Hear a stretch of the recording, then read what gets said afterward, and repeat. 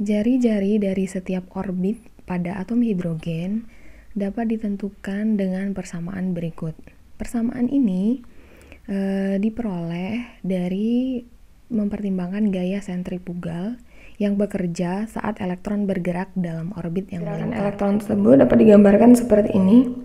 Nah, ini adalah inti, kemudian ini adalah orbit elektron. Di sini ada elektron yang bergerak mengorbit mengelilingi inti. Nah, pergerakan ini dilakukan terus-menerus sehingga akan muncul efek sentrifugal, yaitu pergerakan elektron ini menuju ke arah luar atau menjauhi inti. Nah, agar keadaan stasioner ini dapat dijaga atau terus berlangsung, maka harus ada gaya yang mengimbangi gaya keluar ini, yaitu gaya menuju pusat lingkaran. Nah, gaya tersebut adalah interaksi antara elektron yang bermuatan negatif ini dengan inti yang bermuatan positif.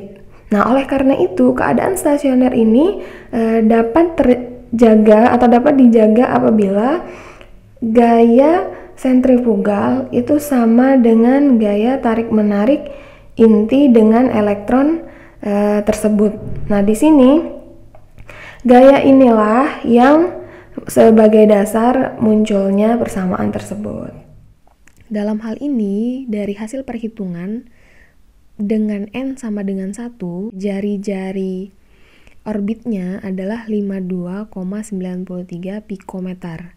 Nah, nilai ini itu disebut juga jari-jari atom bor hidrogen yang dilambangkan dengan A0.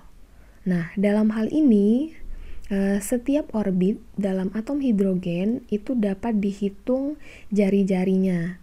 Seperti pada soal berikut, untuk menghitung jari-jari atom hidrogen, menurut Bohr dengan persamaan Rn sama dengan epsilon 0 konstanta pang kuadrat dikali dengan n kuadrat dibagi dengan pi, kemudian dikali dengan massa elektron dan dikali dengan muatan elektron kuadrat, maka di sini akan menghasilkan jari-jari atom hidrogen dengan satuan adalah meter, yang nantinya satuan ini akan dikonversi menjadi pikometer.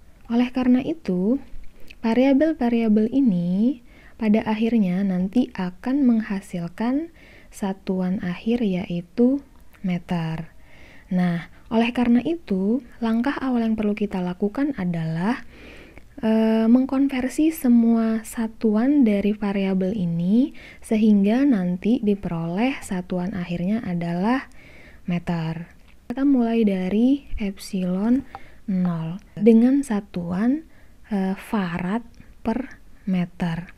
Nah, dalam hal ini farad itu sama dengan kolom per voltase. Nah, kolom per voltase ini apabila dikonversi lagi sesuai dengan persamaannya, maka diperoleh adalah sekon pangkat 4 dikali dengan ampere kuadrat dibagi dengan meter kuadrat dikali dengan kilogram. Sehingga ketika kita memasukkan ke dalam persamaan epsilon 0, maka epsilon 0 sama dengan S pangkat 4 A pangkat 2 dibagi dengan meter kuadrat dikali kilogram dibagi lagi dengan meter.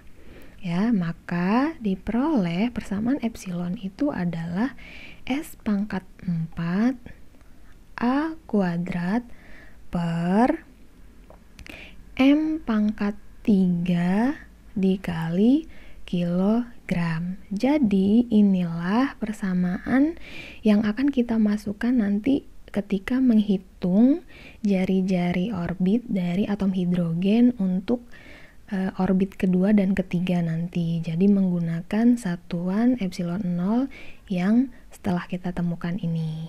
yaitu S pangkat 4 A pangkat 2 dibagi M pangkat 3 dikali kilogram. Nah, ini dicatat terlebih dahulu. Nah, kemudian selanjutnya kita menentukan satuan dari konstanta Planck. Nah, konstanta Planck itu dilambangkan dengan Joule sekon. Nah, di sini ada Joule. Nah, Joule ini itu setara dengan Joule itu sama dengan kilogram meter kuadrat per sekon kuadrat, ya. Maka untuk konstanta Planck, ya, satuannya menjadi kilogram meter kuadrat per sekon kuadrat dikali sekon. Maka persamaannya menjadi kilogram meter kuadrat. Ini sekon dicoret, maka yang di bawah tinggal 1, maka menjadi per sekon. Jadi, nah ini pernya keseluruhan. Jadi kilogram meter kuadrat dibagi dengan sekon. Ini untuk konstanta Planck. Nah, selanjutnya kita menentukan satuan dari massa elektron. Nah, kalau massa elektron itu sudah kilogram, yaitu sebesar 9,109 kali 10 pangkat minus 31 kilogram. Jadi tidak perlu diubah lagi karena sudah ada di dalam satuan yang lainnya. Di sini ada kilogram, di sini ada, yaitu konstanta Planck ada kilogram, maka nanti itu sudah sesuai dengan satuan yang lainnya. Nah, yang perlu kita ubah lagi adalah untuk satuan dari muatan elektron. Nah, di sini muatan elektron atau dilambangkan dengan E itu memiliki nilai 1,602 kali 10 pangkat minus 19 kolom. Nah, kolom di sini itu adalah sama dengan ampere dikali sekon. Nah, di sini ampere dikali sekon ini sudah tidak perlu kita ubah lagi satuan ini karena di persamaan sebelumnya, yaitu persamaan dari epsilon 0 itu ada ampere. Maka nanti ampernya bisa dikonversi dengan ampere yang ini, atau bisa mungkin dimasukkan ke dalam persamaan, mungkin nanti bisa disesuaikan karena sudah ada kemiripan dengan satuan yang lainnya. Jadi sudah satu kesatuan. Maka selanjutnya kita masukkan semua satuan tersebut ke dalam persamaan utama yang awal, yaitu Rn sama dengan epsilon 0 kali konstanta Planck kuadrat dikali dengan n kuadrat. Nah, di sini n ini adalah tingkat energi atau tingkat orbit. Nah, orbit ini kan tidak ada satuan, hanya memiliki nilai 1, 2, 3, dan seterusnya. Kemudian dibagi dengan pi. Nah, pi ini adalah radian dari lingkaran, yaitu 3,14 atau 22/7, dan itu pun tidak ada satuan sehingga tidak masalah. Kemudian di sini dikali dengan massa elektron dan dikali dengan muatan elektron kuadrat. Maka kita masukkan semua satuan yang telah kita peroleh tadi, yaitu epsilon 0 tadi, maka diperoleh S pangkat 4 dikali ampere kuadrat dibagi, ini kita kasih kurung, dibagi dengan meter pangkat 3 dikali kilogram, kemudian dikali dengan konstanta Planck. Itu tadi kita peroleh kilogram dikali m kuadrat dibagi dengan sekon. Nah, di sini dikuadratkan. Nah, di sini untuk n tidak ada satuan sehingga tidak perlu kita masukkan. Kemudian dibagi dengan pi, juga tidak ada satuan sehingga tidak perlu kita masukkan.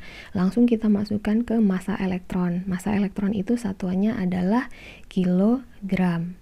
kemudian dikali dengan muatan elektron. Muatan elektron tadi adalah kolom yang kita konversi menjadi ampere kali sekon. Nah, dalam hal ini muatan elektron itu dikuadratkan, maka di sini dikuadratkan. Lalu maka akan kita peroleh, nah di sini kita kuadratkan terlebih dahulu yang bagian ini, maka ini kita tulis ulang menjadi S4 A kuadrat per meter pangkat 3 kilogram ya, dikali dengan kilogram kuadrat meter pangkat 4 dibagi sekon pangkat 2 dibagi kilogram ampere kuadrat dan sekon kuadrat. Nah, kemudian di sini masing-masing satuan yang sama itu bisa habis apabila memiliki jumlah yang sama. Contohnya di sini ampere kuadrat ini sama dengan ini, maka habis. Lalu di sini ada S pangkat 4, ini dicoret dengan S pangkat 2, maka di sini sisa 2. Lalu di sini ada S pangkat 2, kemudian di sini ada S pangkat 2, maka habis juga. Lalu di sini ada kilogram pangkat 2 ya, dan ini ada kilogram di bawah, maka kilogram yang ini dengan yang ini akan tinggal 1. Lalu ini ada kilogram di atas, kemudian ada kilogram di bawah, maka ini akan habis. Nah, lalu di sini ada meter pangkat 3 di bawah ya, diseper, dan ini meter pangkat 4-nya di atas, maka ini dengan ini akan habis, yang ini habis dan ini sisa 1, maka akan diperoleh satuannya adalah meter ya.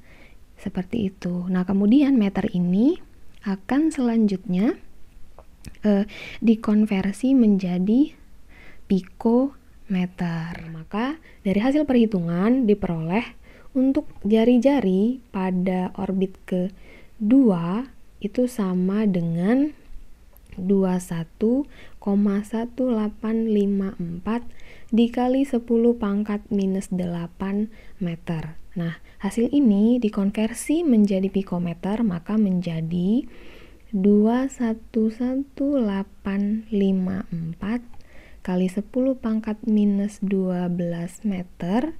Lalu kita konversi seperti syarat sebelumnya bahwa 1 meter itu sama dengan 10 pangkat 12 pikometer. Maka untuk mengkonversinya di sini per meter, yang artinya 1 meter itu sama dengan 10 pangkat 12 pikometer. Maka ini dicoret 10 pangkat 12 dengan 10 pangkat minus 12, maka dijumlah dan hasilnya adalah habis ya hasilnya. Maka di sini menghasilkan 211,854 pikometer. Nah, di sini jadi kesimpulannya untuk orbit kedua dari atom hidrogen, jari-jarinya adalah sebesar 211,854 pikometer. Nah, kemudian untuk jari-jari pada orbit ketiga diperoleh sebesar 47,6671 kali 10 pangkat minus 8 meter. Maka dengan cara yang sama seperti di atas, diperoleh jari-jari pada orbit ketiga adalah sebesar 476,671 pikometer. Nah, inilah kesimpulannya dan jawaban dari pertanyaan berapakah jari-jari atom hidrogen pada orbit kedua dan ketiga.